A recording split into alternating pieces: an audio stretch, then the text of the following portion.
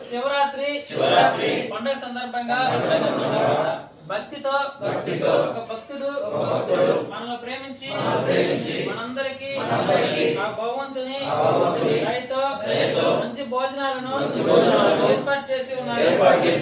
నిమిత్తం దేవుడు ఆ భోజనం పంపించినటువంటి ఆ భక్తుడికి మంచి దీవెనలను అందించాలని మనస్ఫూర్తిగా ప్రార్థిస్తున్నాము.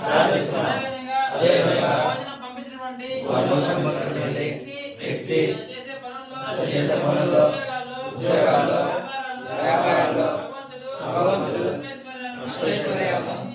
అందించాలని మనస్ఫూర్తిగా ప్రార్థిస్తున్నాము.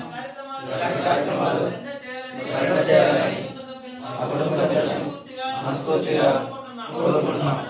మరొకసారి అందరికీ పండుగ రోజున భోజనాలు పంపించినందుకు మనస్ఫూర్తిగా భక్తులకు ధన్యవాదాలు తెలుపుతున్నాం. Thank you sir.